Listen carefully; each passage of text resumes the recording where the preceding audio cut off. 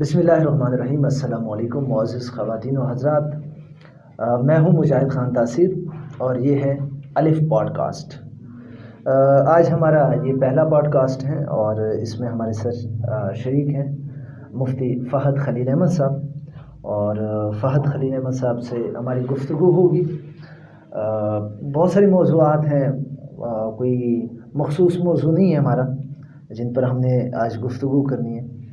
بے شمار بطیرے سوالات اور ان کے جوابات مفتی صاحب سے ہم جانیں گے۔ بہت شکریہ مفتی صاحب فرسٹ آف آل ٹائم دینے کے لیے۔ بسم اللہ الرحمن الرحیم۔ آپ کا شکریہ، آپ نے ایک اچھے مشن کے لیے وقت نکالا اور اس کی جدوجہد میں لگے ہوئے ہیں۔ اللہ تعالیٰ ہمیں دین کی سمجھ بوجھ اور دین کو سیکھنے کے لیے اخلاص بھی نصیب فرمائے اور سمجھنے کے لیے وقت بھی ہمیں نصیب فرمائے، آمین۔ مفتی صاحب، پہلا سوال میں آپ کی ہی گفتگو سے نکالوں، دو چیزوں کا استعمال کیا، ایک وقت اور ایک اللہ۔ جی، وقت کیا ہے اور اللہ کیا ہے؟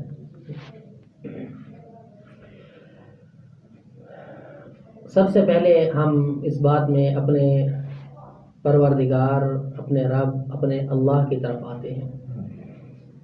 اللہ نام ہے اس ذات کا جس نے اس ساری کائنات کو پیدا کیا ہے، جو ہمارا پالنہار ہے، جو ہمیں پال رہا ہے، صرف انسانوں کو نہیں، ساری کائنات کو۔ یاد رکھیے، ایک علمی جواب ہے جی، کہ اللہ یہ الہ سے ہے، اور الہ کا مطلب ہے معبود۔ اللہ کا مطلب ہے کہ وہی معبود ہے، وہی ذات ہی ہے جو معبود ہے، یعنی عبادت کے لائق ہے، جس کی عبادت کی جائے۔ یعنی جب ہم کوئی بھی شخص، وہ مسلمان ہو یا وہ کافر ہو، جب وہ کہتا ہے اللہ، تو وہ لفظ اللہ سے یہ بات اپنے منہ سے نکال رہا ہے، لفظ اللہ بول کر، کہ معبود صرف عبادت کے لائق صرف اللہ ہے۔ ٹھیک ہے۔ جیسے ہم اپنے پیارے نبی حضرت محمد صلی اللہ علیہ وآلہ وسلم کا نام لیتے ہیں تو ہمارے دونوں ہونٹ آپس میں مل جاتے ہیں اور ایک محبت کا پیغام دیتے ہیں۔ تو جب ہم اپنے پروردگار کا نام لیتے ہیں تو ہم یہ کہہ رہے ہوتے ہیں کہ عبادت کے لائق تو وہی ہے، سینہ چھوڑا ہو جاتا ہے۔ ہاں جی۔ اب جو اس کی عبادت کر رہے ہیں وہ بھی کہہ رہے ہیں، جو عبادت نہیں کر رہے وہ بھی جب لفظ اللہ بولتے ہیں تو یہی کہہ رہے ہوتے ہیں کہ وہی عبادت کے لائق ہے، اللہ ہی عبادت کے لائق ہے۔ یہ اللہ تعالیٰ کے نام کا حقیقی معنی ہے۔ صحیح ہے جی، دوسری چیز ہے جی وقت۔ وقت ہمارے پاس وہ قیمتی سرمایہ ہے جو اللہ تعالیٰ نے کسی کو کم کسی کو زیادہ دیا ہے اس دنیا میں رہنے کے لیے۔ صحیح۔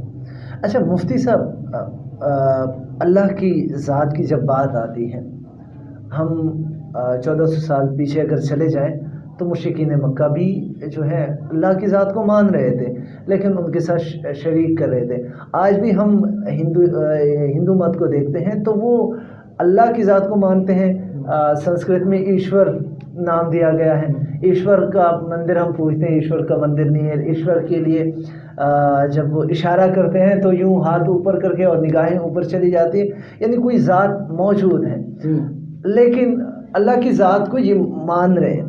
ایک کمیونٹی ہمارے ہاں ایسی ہے جو اللہ رب العزت والجلال کی ذات کو تسلیم نہیں کرتی، وہ لاجک ڈھونڈ رہی ہوتی ہے ہر چیز کے پیچھے، کہ آپ بتائیے گا یہ درخت ہے، اس کے لیے تو بیج ہم نے لگا لیا تو یہ درخت نکلا ہے، یہ روشنی ہو رہی ہے تو اس کے پیچھے 2 تارے ہیں، یعنی کہیں نہ کہیں کنیکشن ہے۔ ان کا سوال یہ ہے کہ اللہ تعالیٰ اگر ہے، وہ اللہ کی ذات کا وجود کا انکار کر رہے ہیں، سو اللہ کہاں ہے اور اللہ ہمیں نظر کیوں نہیں آتا؟ اسپیشلی یہ سوال بھی ان کا ہوتا ہے کہ اگر فرشتے ہیں تو یہ کرامن کاتبین کاندھوں پہ تو یہ دیکھیں کہاں گرے تو نہیں، کوئی نہیں ہوا۔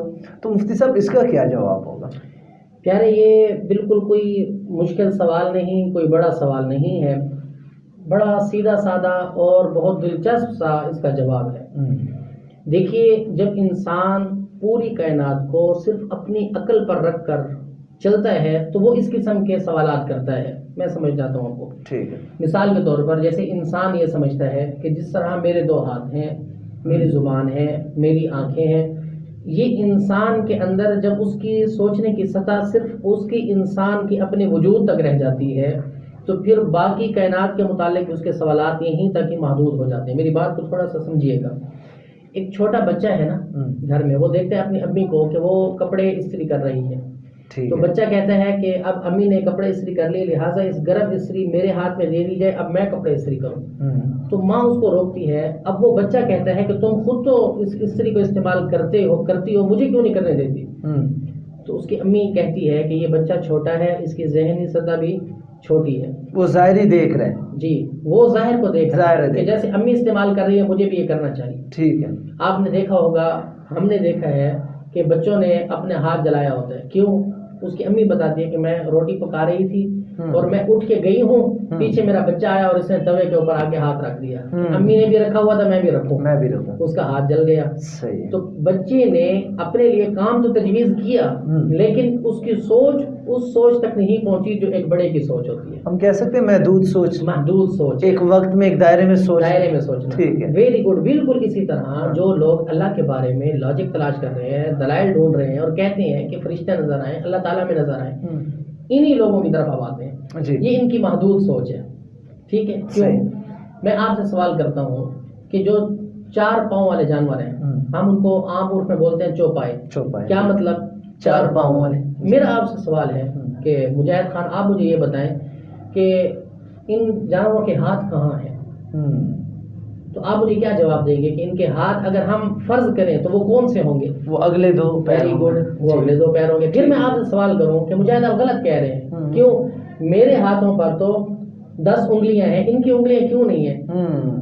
سمجھے کیا نہیں؟ بالکل. تو پھر آپ مجھے کیا کہیں گے؟ آپ کہیں گے کہ مفتی صاحب جو اس کے آگے کے 2 پاؤں ہیں, دیکھنے میں تو وہ پاؤں ہیں لیکن وہ اپنے ہاتھوں کا کام ان 2 پاؤں سے لیتا ہے. جو دیکھنے میں پاؤں ہیں مگر ان کے ہاتھ ہیں. سمجھے کہ نہیں؟ اب جب آپ نے سمجھایا تو بات واضح ہو گئی. ٹھیک ہے. لیکن اب کوئی خام خواہ اس بات کو لے کر بیٹھ جائے کہ نہیں, مجھے تو اس کے ہاتھ چاہیے, ہاتھ بھی ایسے چاہیے جس کے اندر انگلیاں ہوں, اس کے اوپر ناخن نہ لگے ہوئے. تو آپ کہیں گے کہ یہ آپ کی چھوٹی سوچ ہے. سیم میں سوال کرتا ہوں آپ سے, پھر میں آگے اس پر بھی آتا ہوں ٹاپک پر. یہ چونکہ چھوٹی چھوٹی مثالوں سے آدمی بڑی مثال آسانی سے سمجھ لیتے ہیں. میں آپ سے کہتا ہوں کہ جو پرندے ہیں ان کے 2 پاؤں ہیں, ان بیچاروں کے ہاتھ نہیں ہیں. تو آپ مجھے کہیں گے کہ ان کے ہاتھ کون سے ہیں؟ دونوں پر. ان کے پر ان کے ہاتھ ہیں. میں کہوں گا کہ نہیں, کیونکہ ان کے ہاتھوں میں انگلیاں نہیں ہیں, ناخن نہیں ہے. پھر آپ مجھے وہی جواب دیں گے کہ مفتی صاحب تھوڑی سوچ کو وسیع کرے, پرندوں کے پر ان کے ہاتھ ہیں. سمجھے کہ نہیں؟ بالکل ٹھیک ہے. اب ہم اس نتیجے پر پہنچے کہ چوپایوں کے بھی پاؤں ہیں اور ہاتھ ہیں, پرندوں کے بھی پاؤں ہیں اور ہاتھ ہیں, انسانوں کے بھی پاؤں ہیں اور ہاتھ ہیں, لیکن ایک جیسے نہیں ہیں. سب میں چوپایوں کے ہاتھ اور پرندوں کے ہاتھ اور انسانوں کے ہاتھوں کا انداز مختلف ہے. سمجھے کہ نہیں؟ تو اسی طرح جب ہم اللہ کو سوچتے ہیں نا, تو انسان اپنی چھوٹی جو سوچ والے لوگ ہیں وہ کہتے ہیں کہ اللہ تعالیٰ بھی ہماری طرح ہوں گے, ان کے ہاتھ بھی ایسے ہاتھ ہوں گے جیسے انسانوں کے ہیں, ان کے پاؤں بھی ایسے ہوں گے جیسے انسانوں کے. وہ ید اللہ والی جو سوچ ہے. جی, تو ہم اس طرف جاتے ہیں کہ ارے اللہ کی ذات بہت اونچی ذات ہے, اس کو ایک انسان ایک بشر کے اوپر قیاس مت کر. وہ ڈھانچے سے پاک ہے, وہ ڈھانچے سے پاک ہے. آئی سمجھ بات؟ ٹھیک ہے جی. اسی طرح جب یہ بات کھلتی ہے, ذہن وسیع ہوتا ہے, پھر پتہ چلتا ہے کہ ہاں اللہ تعالیٰ نے جو مثالیں دی ہیں قرآن کے اندر, ید اللہ فوق ایدیہم, تو اس کا مطلب یہ ہوا کہ اللہ کی سرپرستی کا ہاتھ ان پر ہے, اللہ کی مدد اور معیت کا ہاتھ ان پر ہے. صحیح ہے. پھر بات مشکل نہیں رہتی. اچھا, یہاں پر دوسری چیز جو انسان ہاں سوال کرتے ہیں کہ فرشتے میں نظر کیوں نہیں آتے. اب تو ٹیکنالوجی کی ترقی کی وجہ سے مثالیں بہت آسان ہو گئی. ایک ڈاکٹر صاحب نے ایک مولانا صاحب کو دیکھا اور وہ ان سے کہنے لگے کہ اللہ تعالیٰ ہمیں دکھاؤ, ہمیں نظر نہیں آتے, ہمیں فرشتے دکھاؤ, فرشتے ہمیں نظر نہیں آتے.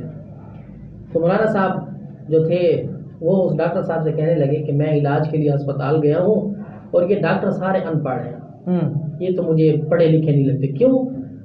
اس نے پوچھا. اس نے کہا اس لیے پڑھے لکھے نہیں لگتے کہ مجھے کہتے ہیں کہ آپ کو شوگر ہے. شوگر ویسے عام عرف میں کس کو کہتے ہیں؟ چینی کو کہتے ہیں. تو وہ مولانا صاحب کہنے لگے کہ میں سوچتا ہوں کہ میرے اندر چینی کہاں ہے, نکال لو, اتنی مہنگی ہو گئی ہے, وہ چینی کہاں ہے. جی, یہ مجھے کہتے ہیں کہ آپ کے اندر آئرن ہے. تو آئرن لوہا ہے, میرے اندر وہ جو لوہا ہے وہ کہاں ہے؟ لوہا بھی اتنا مہنگا ہے, میں اس کو دیکھوں, میں اس کو تلاش کروں. تو وہ جو ڈاکٹر تھا نا وہ جھنا گیا, اس نے کہا کہ مولانا صاحب آپ کے اندر شوگر ہے، آپ کے اندر آئرن ہے، آپ کو ماننا پڑے گا. اس نے کہا میں مانتا ہوں، میں نے انکار تو نہیں کیا، لیکن مجھے تھوڑا سا دکھاؤ تو صحیح. اس نے کہا کہ مولانا صاحب جو شوگر آپ کے اندر ہے وہ شوگر دنیا کے شوگر جیسا نہیں ہے، جو آئرن آپ کے اندر ہے وہ دنیا کے آئرن جیسا نہیں ہے، لیکن آپ کو وہ تسلیم کرنا ہوگا کہ شوگر بھی ہے اور آئرن بھی ہے. تو انہوں نے کہا یہی تو میں آپ کو کہہ رہا ہوں کہ میرا اللہ بھی ہے، فرشتے بھی ہے، اور آپ کو تسلیم کرنے ہیں. جو چیز تم سوچ رہے ہو وہ اس جیسے نہیں ہے، لیکن اس کا وجود ہے. شوگر ہماری بازار والی اور گھریلو استعمال والی شوگر جیسی نہیں، لیکن اس کا وجود ہے. آئرن ہمارے ہاں جو استعمال میں آتا ہے ویسا نہیں، لیکن موجود ہے. اسی طرح اللہ رب العزت کی ذات موجود ہے، فرشتے موجود ہیں، تو وہ ہمارے یقین کے ساتھ تعلق رکھتے ہیں. صحیح ہے. اچھا مفتی صاحب، یقین جی بڑا مختصر سا صاحب، یقین کیا ہے؟ کیونکہ یقین بھی اپنے کہ اللہ پہ ہمارا یقین ہے، فرشتے ہمارا یقین، تو یہ بیسیکلی یقین کیا ہے؟ Very good. یقین کا تعلق انسان کی روح کے ساتھ ہے. صحیح جی. اب آپ کہیں گے کہ جی لوگ روح کو بھی نہیں مانتے. روح کو بھی نہیں مانتے، اور روح کہاں ہے؟ روح اگر ہے تو ہمیں جو کہا جاتا ہے کہ ہم نے اقرار کیا ہے، تو وہ یاد کیوں نہیں ہے؟ مطلب اس وقت جب ہم مادی وجود میں آئے، ٹھیک ہے، تو مادی وجود میں آنے کے بعد ہونا تو یہ چاہیے کہ ہمارا حافظہ مضبوط ہو گیا، اور وہ پرانی چیزیں جو ہیں وہ ہمیں یاد ہونی چاہیے. اور پھر یہاں پر ایک اور سوال بھی ہے ہندو میتھولوجی والا، کہ 7 جنم اور پھر پچھلے جنم کی کچھ یاداشت، کوئی نہ کوئی تو ہونا چاہیے کہ ہم نے کس طرح اقرار کیا تھا. یہ بھی ساتھ میں اگر وضاحت کرو. بالکل، یہ کوئی ایسی بات نہیں. دیکھیے کہ میں آپ سے پوچھتا ہوں آپ کی عمر کتنی ہے؟ سوال ہے میرا. بتانا ہے؟ جی جی میں بتا دیتا ہوں. 26 سال عمر. بالکل ٹھیک ہے جی. آپ کی عمر ہے 26 سال. میں آپ کو کاغذ قلم دیتا ہوں، میں آپ سے کہتا ہوں کہ آپ اپنی 26 سالہ زندگی کے اوپر کوئی کتاب لکھیں جس میں آپ کا ایک پل بھی چھپا ہوا نہ ہو.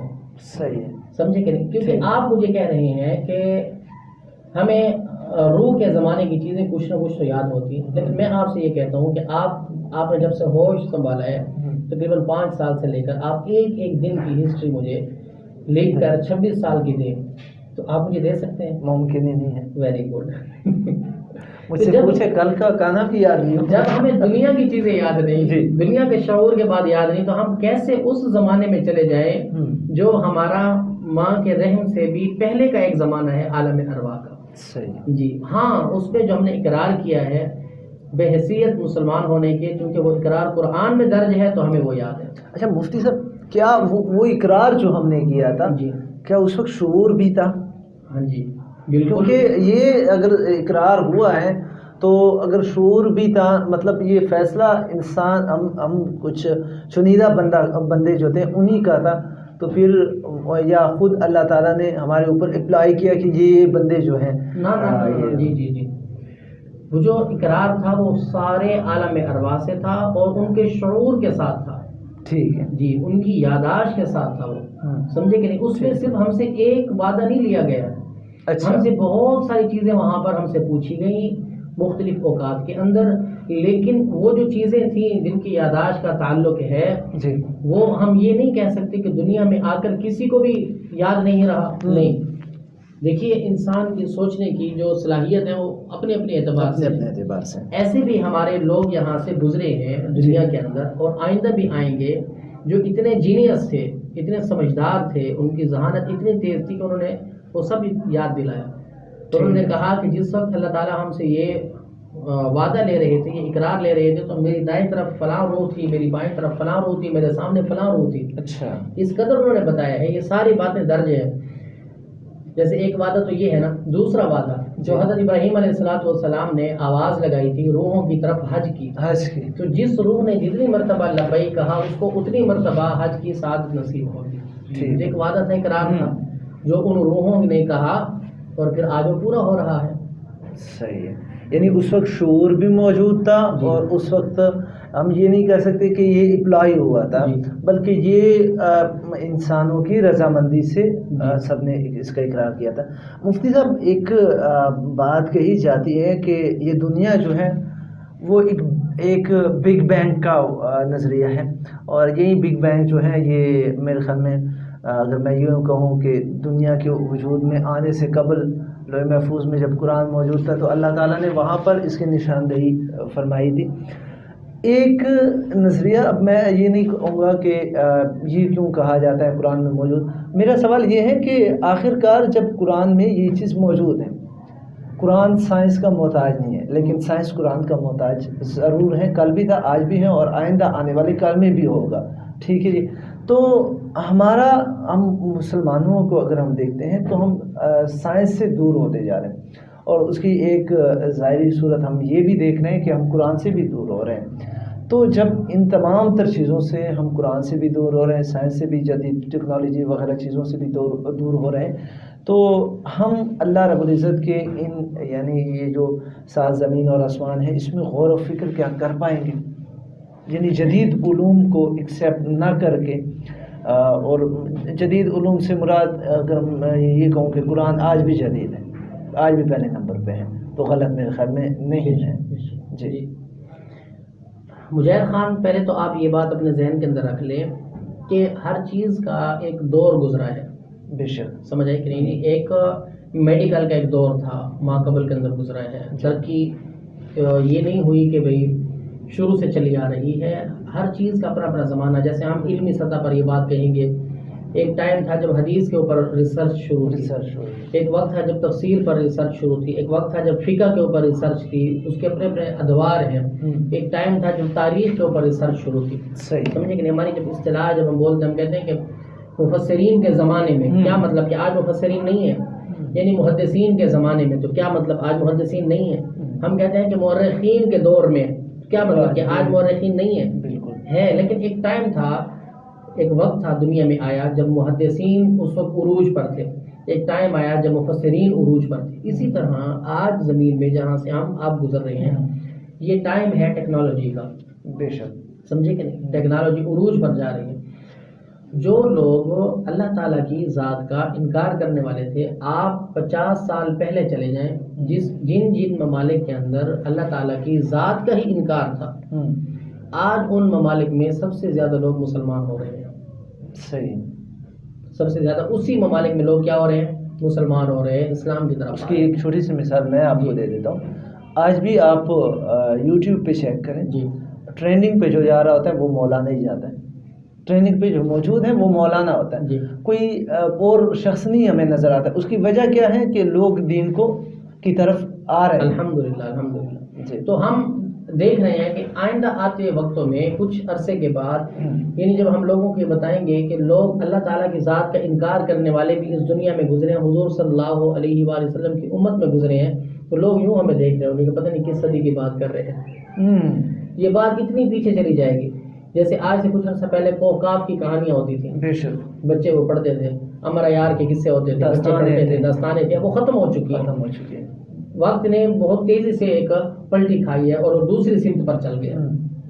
لیکن جو چیز ہم آپ سے کہہ رہے ہیں سائنس کی ترقی کے حوالے سے، وہ یہ ہے کہ جب بھی کوئی ٹیکنالوجی جو دنیا کے اندر متعارف ہوئی ہے، اس دور میں، اس زمانے میں، اگر ہم اس کی ہسٹری دیکھیں کہ ماں قبل میں جنہوں نے دنیا میں ترقی کی ہے، ٹیکنالوجی متعارف کروائی ہے، اس میں مسلمان سائنسدانوں کی تعداد زیادہ ہے، بے شک، ٹھیک ہو گیا۔ دوسرے نمبر پر کیا ہوا کہ آج دور میں اگر نصرانی لوگ ترقی کر رہے ہیں، یہودی ترقی کر رہے ہیں، تو وہ شخص واحد نہیں ہے، وہ ایک آدمی نہیں ہے، وہ ان کی پوری ایک ٹیم ہے، اس ٹیم میں مسلمان لازمی طور پر ہیں، لیکن وہ اس پوری کابینہ کا نام نہیں لیتے، وہ ایک مخصوص شخص کا نام لیتے ہیں۔ بالکل، ہم پھر یہ سمجھتے ہیں کہ شاید یہ اس کی ساری محنت ہے، اس کی نہیں ہوتی، پوری ٹیم کی، پوری ٹیم ہوتی ہے اس کے پیچھے جی۔ تو اسلام یعنی قرآن سے جو چیزیں ثابت کر کے دنیا کو دکھائی ہیں، اس کو اصل دکھانے والے کون ہیں؟ مسلمان ہیں۔ یعنی ہم اگر یوں کہیں کہ جی سائنس میں ترقی کرنے والے عیسائی لوگ ہیں، اصل میں قرآن تو ان کو نصارہ کہتے ہیں، میں عیسائی اس لیے کہہ رہا ہوں کہ لوگ پہچانتے نہیں ہیں۔ جیسے ہمارا ذہن ہے نا، آپ کسی سے پوچھیں کہ سائنسدان کون ہے، وہ کہیں گے جی عیسائی ہے۔ ہم آپ سے سوال کرتے ہیں، سیدھا سیدھا سوال ہے کہ حضور صلی اللہ علیہ وآلہ وسلم جب دنیا میں تشریف لائے تو لوگ کس چیز پر سفر کرتے تھے؟ گھوڑوں پر اور مختصر یہ کہ پہیہ ایجاد نہیں ہوا تھا، نہیں ہوا تھا، بے شک قلم ایجاد نہیں ہوا تھا، کاغذ قلم جو آج ہم جس سے لکھ رہے ہیں، ورق ایجاد نہیں ہوا تھا، اور تو بہت بات کی بات ہے. آج جو آپ کو ریل گاڑی نظر آ رہی ہے، سائیکل نظر آ رہے ہیں، پہیہ نظر آ رہے ہیں، موٹر سائیکل نظر آ رہے ہیں، ریل گاڑی، بسیں، جہاز اڑتے ہوئے نظر آ رہے ہیں، یہ سب کس کی ایجاد ہے؟ یہ مسلمانوں کی. اگر عیسائی اتنے ذہین تھے تو پہلے بھی تھے، یہودی اتنے ذہین تھے تو پہلے بھی تھے. تو جتنی بھی قرآن سے ریسرچ کر کے چیزیں نکالی ہیں وہ کافروں نے نہیں نکالی. ہمیں پتہ کیا کہتے ہیں کہ جی کافر قرآن کو پڑھ کے سے چیزیں نکالتے ہیں، کافر نہیں نکال رہا. ایک لطیفہ بھی اس حوالے سے مشہور ہے کہ سائنسدان جو ہیں وہ سارے یہود و نصارہ ہیں، امریکہ والے ہیں، اور وہ جو ہے اتنی محنت کرتے ہیں، لیکن ان کے ہاں ہم نے نہیں دیکھا کہ انہیں کبھی نظر لگی ہو یا انہوں نے کوئی تعویذ باندھی. یہ بھی لطیفہ. بالکل بالکل. تو بہرحال یہ ساری ترقی اسلام کی اور مسلمانوں کی ہے، لیکن چونکہ آج دور میڈیا کا اب تو شکر ہے الحمدللہ، سوشل میڈیا جب سے آیا ہے اب بات بہت چینج ہو گئی ہے. بالکل. وگرنہ اگر یہ وہی پرنٹ میڈیا ہوتا ہمارا یا ڈیجیٹل جیسے وہ تھے پہلے سے میڈیا وغیرہ، پھر تو ہماری کوئی بات بھی نہ کہہ سکتا. اب تو وہ لوگ ہم سے گھبراتے ہیں، سوشل میڈیا سے گھبراتے ہیں، کہیں ایسا نہ ہو کوئی بات سوشل میڈیا پر وائرل ہو جائے اور ہمیں تو کچھ سننے کا بھی نہیں. اور الحمدللہ بہت سارے لوگوں نے جو صرف اس وجہ سے انہوں نے ٹی وی گھر میں رکھا ہوا تھا کہ ہم خبریں سن لیں گے، اب اس کو اٹھا کے باہر پھینک رہے ہیں کہ سب جھوٹ بولتے ہیں. بالکل. اور سوشل میڈیا کی طرف آتے ہیں. کتنی اچھی اچھی خبریں ایسی ہیں جو میڈیا وائرل بھی نہیں کرتا، اس کو سوشل میڈیا پر وہ شو ہوتی ہیں. بالکل بالکل. ایک عام سا بندہ ہوتا ہے اور راتوں ہی رات وہ مشہور ہو جاتا ہے. مفتی صاحب ہم ایک اور چیز بھی دیکھتے ہیں سوشل میڈیا کے حوالے سے کہ جب سے سوشل میڈیا آیا ہے یا انٹرنیٹ جو ہے عام ہوا ہے، اس کی وجہ سے ہم دیکھ رہے ہیں کہ ہمارا جو نوجوان طبقہ تھا وہ، مجھے یہ لگ رہا ہے کہ وہ دینی جو ہمارا ایک مائنڈ سیٹ تھا اس کے زیادہ قریب ہوتا جا رہا ہے. جمعہ ہی کیوں نہ ہو، صرف جمعہ ہی کیوں نہ ہو، کہ صرف شب معراج ہی کیوں نہ ہو، شب برات ہی کیوں نہ ہو، لیکن ہم دیکھتے ہیں کہ ہمارے جو نوجوان طبقہ ہیں وہ سارے دیکھتے بھی ہیں، پڑھتے بھی ہیں. اور تو چھوڑیے اسٹیٹس واٹس ایپ کے جو ہوا کرتے تھے ایک زمانے میں، اس پہ گانے ناچ وغیرہ لگائے جاتے تھے. اب یا ہم میچور ہو رہے ہیں یا ہم اصلاح کی طرف آ رہے ہیں. یہ آپ کو کیا لگ رہا ہے سوشل میڈیا کے اس تناظر میں؟ آپ بھی دیکھتے ہوں گے اور میں بھی دیکھتا ہوں. بالکل، بہت اچھی بات ہے. دیکھیے پہلے لوگ صرف دین کی بات سنتے تھے مسجد میں جا کر اور ہفتے میں ایک دن جمعہ کے دن. اب ان کو یہ چیزیں اویلیبل ہو رہی ہیں ان کے اپنے پاس. ٹھیک ہو گیا جی. اب اسلامک اویئرنیس ان کو آ رہی ہے، لیکن تھوڑی سی جو دل دکھانے والی چیز ہے نا وہ یہ ہے کہ ہمارا نوجوان طبقہ وہ نئی چیزوں کی طرف آتا ہے، یونیک چیز کی طرف آتا ہے. وہ یہ سوچتا ہے، یہ سنتا ہے کہ ایک نیا واقعہ ہو، نیا ٹاپک ہو، یہ نہیں دیکھتا کہ پیش کرنے والا کون ہے، اس کا نظریہ کیا ہے، اس کی سوچ کیا ہے. تو وہ تو مخلص ہے جو سن رہا ہے، لیکن جو کہہ رہا ہے اس کے بارے میں اس کو علم نہیں ہوتا کہ اس نے کہاں سے یہ بات کہی. سمجھے کہ نہیں؟ اس کی پھر بہت بڑا نقصان یہ ہوتا ہے کہ تھوڑے عرصے کے بعد ہمارا یہی بچہ جو حق کی تلاش میں نکلا تھا وہ باطل کا شکار ہو جاتا ہے. باطل کا شکار ہو جاتا ہے. اور بہت سارے ہمارے نوجوان ایسے ہیں کہ وہ مذہب کی طرف آ رہے ہوتے ہیں، لیکن میرے خیال میں یہ پریشان تب ہو جاتا ہے جب وہ مذہب کے دروازے پہ تو آ جاتا ہے، اسلام کا گیٹ تو وہ دیکھ لیتا ہے، انٹر بھی ہو جاتا ہے، لیکن وہاں پر موجود ہیں ڈفرینٹ فرقے موجود ہیں. تو وہ سوچ رہا ہوتا ہے کہ اب میں نے جانا ہے تو کہاں پر جانا ہے، کیسے میں اپنی اصلاح کروں. یہاں تک تو میں آ گیا، مذہب اسلام کو میں نے وہ کر لیا، اب کس کو ایکسیپٹ کروں؟ پھر ایکسیپٹ کرنا بھی مشکل ہو جاتا ہے. پیچھے فیملی بھی ہو جاتی ہے، نوجوان طبقہ جو ہمارا کہ اچھا میں اگر اس مکتب فکر کی جانب جاؤں گا تو یہ پریشانی ہوگی، اس کی طرف جاؤں گا تو یہ. مفتی صاحب فرقوں سے الگ ہو کر جی ہمارے اس نوجوان کو کیا کرنا چاہیے؟ Very good.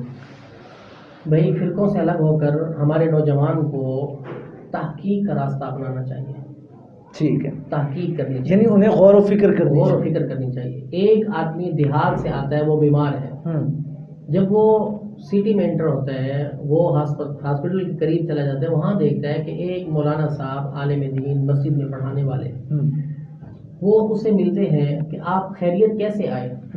ٹھیک ہے، وہ جواب دیتے ہیں کہ مولانا صاحب میں کل موٹر سائیکل پر جا رہا تھا جی اور میرا ایکسیڈنٹ ہو گیا جس کی وجہ سے میرے پاؤں کی ہڈی ٹوٹ گئی. صحیح. تو میں اب آپریشن کروانے کے لیے ہاسپٹل آیا ہوں کہ میری پاؤں کی ہڈی ٹھیک ہو جائے. صحیح ہے. تو مولانا صاحب اس کو کہتے ہیں کہ بیٹا میں آپ کا خیر خواہ ہوں، میں نے قرآن پڑھا ہے، میں نے حدیث پڑھی ہے، میں نے فقہ پڑھی ہے، دیکھیں میرے چہرے پر سنت رسول ہے، سر پہ امامہ ہے جی اور میں آپ کا آپریشن کرتا ہوں. یہ جو ڈاکٹر ہے یہ آپ سے لے گا 50,000 روپے اور میں آپ سے صرف 20,000 روپے لوں گا. صحیح ہے. اور میں آپ کی ٹانگ کا بالکل بہترین آپریشن کر دوں میں گا. حافظ قرآن بھی ہوں اور حافظ قرآن مسجد کا بھی ہوں، امام بھی مسجد کا امام بھی ہوں. ہوں. جی اور پیسے بھی کم لے رہا پیسے ہوں. بھی 20,000 لے جی. رہا ہوں. اب وہ پوچھتا ہے کہ ڈاکٹر صاحب مولانا صاحب آپ نے آپ سرجن ہیں تو کس ہاسپٹل سے آپ نے ڈاکٹری کی ہے، آپ ڈاکٹر بنے ہیں؟ تو وہ آپ کو جواب دیتا ہے کہ نہیں میں ہاسپٹل میں تو نہیں پڑھا، ہاسپٹل میں نے میڈیکل کالج میں نے نہیں پڑھا، میں نے یوٹیوب کے اوپر آپریشن دیکھا ہے، ویڈیو دیکھی ہے اور ایک بار نہیں کئی بار دیکھی ہے اور میں اچھا جانتا ہوں کہ کس طرح آپریشن کیا جاتا ہے. ایک دو گدوں کا میں نے آپریشن بھی کیا ہے. تو میں انشاءاللہ اچھا آپریشن کر دوں گا. آپریشن کے لیے تعلیم کی ضرورت نہیں، آپریشن کے لیے تجربے کی ضرورت ہے اور وہ میں دیکھ چکا ہوں. اور آپ کی تسلی کے لیے میں آپ کو بتاتا ہوں جب میں آپ کا آپریشن کر رہا ہوں گا نا تو سامنے ویڈیو بھی چل رہی ہوگی، میں مکمل طور پر وہاں سے اصلاح لوں گا. جی ٹھیک ہے. ویسے دیکھ کے آپ کا آپریشن کر دوں گا اور سستے میں ہو جائے گا اور اچھا ہو جائے گا. جی میں آپ سے پوچھتا ہوں کیا وہ نوجوان اس عالم دین کی بات پر ٹرسٹ کرے گا؟ نہیں، اعتماد کرے گا؟ بالکل نہیں. ہم دنیا میں کتنے سمجھدار ہیں لیکن دین کے لیے ہم کسی بھی نئے آدمی کو دیکھتے ہیں نا کہ یونیک بات ہے، نیا چہرہ ہے، ہم اس کے اوپر اعتماد کر لیتے ہیں. جو اتنا بڑا ہمارا مذہب، جو دین، ہماری پہچان، ہماری شناخت ہے، اس کو ہم نے اتنا ہلکا کر دیا یار. اس لیے میں آپ سے یہ کہوں گا. اچھا مفتی صاحب کیا نوجوان کو خود وہ تحقیق کر سکتا ہے؟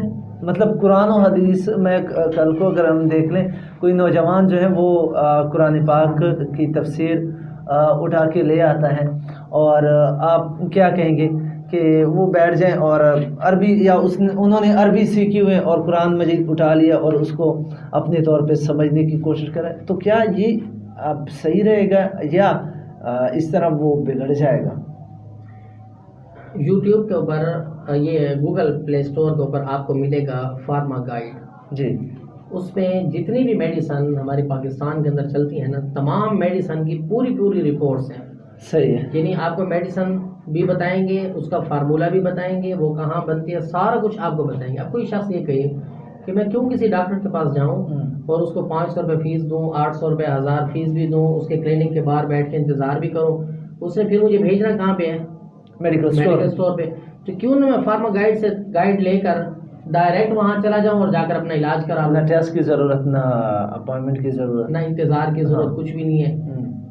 تو جب ہم دنیا کے معاملے میں، جسم کے معاملے میں اتنے حساس ہیں تو دین کے معاملے میں ہم کیوں خود تحقیق کرتے ہیں؟ مفتی صاحب کہ یہ جو ہمارے مفسرین نے تراجم لکھے ہیں، تفاسیر لکھے ہیں، کیا ان کو پڑھ کر ہم ان کو سمجھ سکتے ہیں؟ کیونکہ تحقیق کا پھر یہ ایک راستہ نکل آتا ہے. میں بتاتا ہوں. جی جب کوئی شخص عالم دین ہو اور وہ اصطلاحات کو جانتا ہو جو ہمارے تفسیر کے اندر بولی جاتی ہیں، لکھی جاتی ہیں، پھر تو وہ تفسیر کو پڑھنے سے کافی حد تک اپنا فائدہ حاصل کرے گا. ٹھیک ہے. لیکن جو نیا بندہ ہے جو تفسیر کی جو اس کے ابتدائی معاملات ہیں اس کو نہیں جانتا تو وہ ضرور پھنس جائے گا. صحیح. کئی لوگ ہمارے پاس آتے ہیں، وہ ہم سے آ کر کہتے ہیں کہ جی فلاں تفسیر کا میں نے مطالعہ کیا اور میں ابھی اس چیز کو صحیح طور پر سمجھ نہیں سکا. تو پھر جب ہم اس کو بتاتے ہیں تو وہ کہتے ہیں کہ یہ چیز وہاں کیوں نہیں لکھی ہوئی تھی، وہاں لکھنی چاہیے تھی، وہاں لکھنی چاہیے تھی، یہ ہوتا وہ ہوتا. اپنے طور پر آپ تفسیر کو خود نہیں اس مقام تک پہنچ سکتے جب تک کہ آپ کسی عالم سے وہاں ان سے سمجھے نہیں. ہاں اس طرح ہو کہ آپ تفسیر پڑھیں لیکن کسی عالم سے آپ کا تعلق برقرار رہے. ٹھیک ہے جی. پھر تو آپ تحقیق کے میدان میں جتنا اتر جائیں آپ ہیرے موتی جواہرات چن چن کر لیں گے. اور یہ میں آپ کو مزے کی بات بتاؤں کہ جو جتنا بڑا عالم ہوتا ہے نا وہ اتنا زیادہ مشکل میں ہوتا ہے، پھنسا ہوا ہوتا ہے. کیونکہ میں آپ کو بتاتا ہوں کہ ہماری فقہ کے اندر جو مسائل ہیں اس میں آپ دیکھیں بعض کتابیں ایسی ہیں فقہ کی جو ہماری فقہ کے اندر معروف ہیں، مقبول ہیں، صحیح، لیکن ہمارے علاقوں میں وہ نہیں ہے. ٹھیک ہے، سمجھے کہ نہیں؟ اب آپ کسی سعودیہ میں گئے، آپ نے دیکھا کہ یار یہ تو ہمارے بہت بڑے امام ہیں، ان کی کتاب ہے فقہ کی، آپ اس کو اٹھا کر لے آئے، ڈی خان میں آپ نے رکھا، آپ نے اس کا مطالعہ کیا، آپ کو وہاں مسائل کی جزیات ملیں گی بہت ساری. جب وہ جزیات آپ وہاں پر شروع کریں گے اس کو بیان کرنا تو آپ دیکھیں گے کہ وہاں پر تصادم شروع ہو جائے گا، اختلاف پیدا ہو جائے گا۔ بالکل۔ پھر جو وہاں کے علماء ہیں، جو بڑے علماء ہیں، جید علماء، وہ آپ کو بلائیں گے، جی، آپ سے کہیں گے کہ آپ نے مسئلے کہاں سے دریافت کیے، آپ کہیں گے میرے پاس کتاب ہے، تحقیق ہے، حوالہ موجود ہے، تو وہ آپ سے یہی کہیں گے کہ دیکھیں ایک علاقے میں وہ کتب جو رائج الوقت ہیں جی، ان کے ساتھ چلیں تاکہ لوگوں کا ذہن ایک جیسا رہے۔ صحیح، سمجھے کہ نہیں؟ آپ جب اس قسم کی چیزیں لے کر آئیں گے تو وہ آپ کے لیے بھی مسئلہ ہے، عوام کے لیے بھی مسئلہ ہے، علماء کے لیے بھی مسئلہ ہے۔ ٹھیک ہے، اس لیے سب سے بہتر طریقہ یہی ہے کہ ہم علماء پر اعتماد کریں، ان کے علم سے فائدہ لیں، پھر انہی کی نگرانی میں بیٹھ کر پڑھیں تو کبھی بھی ہم گمراہ نہیں ہوں گے، غلط راستے پر نہیں چلیں گے۔ ٹھیک ہے، تفسیر آپ بڑے شوق سے لیں، اس کا مطالعہ بھی کریں، لیکن جہاں تھوڑی سی آپ کو پریشانی ہوتی ہے لفظ کو سمجھنے میں، یہ ایک پیراگراف کو وہاں سمجھنے میں، جی، تو آپ فوراً عالم کے پاس جائیں، مولانا صاحب کے پاس جائیں، اسے کہیں کہ مجھے صرف ایک پیراگراف یہ جو سمجھ نہیں آ رہا یہ سمجھا دیں تاکہ میں آگے چلوں۔ ٹھیک ہے، پھر کوئی مسئلہ نہیں ہے۔ ٹھیک ہے، پھر مسائل کا حل نکل آئے گا۔ بالکل جی، اس طرح نوجوان نسل جو ہے وہ اپنی تحقیق کو آگے جاری رکھیں گے، لیکن آج کل جو ہمارا نوجوان طبقہ ہے اس کا ذہن یہی ہے کہ ہمیں کتاب نہ پڑھنی پڑے، ہم بیان سنیں، مطالعہ کم ہو چکا ہے۔ جی ہاں، ہم کتاب ویڈیو دیکھیں کسی عالم دین کی اور وہ ویڈیو چلتی رہے اور ہو مطلب وہ ویڈیو بنی ہوئی، لیکن جب ہم تھک جائیں تو ہم اس کو آڈیو کے اس پر لگا کر آڈیو سنتے رہیں، کبھی ویڈیو میں لگا دیں اس کو، پھر ہم ان کو چہرہ بھی دیکھتے رہیں، اس طرح ہم چلتے رہیں۔ اس میں یہی کہوں گا کہ جو علماء ہمارے محقق ہیں، تحقیق والے ہیں، ہم ان کے ساتھ چلیں، انشاءاللہ ہمیں اس میں فائدہ ہوگا۔ ٹھیک ہے، اس طرح آدھی ادھوری باتوں سے بھی معزز خواتین و حضرات ہم بچ جائیں گے۔ جی مفتی صاحب آپ کا بہت شکریہ وقت دینے کا، ایک مرتبہ پھر سے انشاءاللہ دوبارہ آئیں گے اور یہ سلسلہ جاری و ساری رہے گا۔ معزز خواتین و حضرات آپ کا بھی بہت شکریہ، کوئی بھی سوال ہیں تو بالکل آپ نیچے کامنٹ باکس میں اپنے سوالات چھوڑ سکتے ہیں۔ دوسری نشست جب ہماری مفتی صاحب کے ساتھ ہوگی تو انشاءاللہ آپ کے سوالات جو ہیں ان کے بارے میں بھی مفتی صاحب سے پوچھیں گے۔ السلام علیکم ورحمۃ اللہ وبرکاتہ۔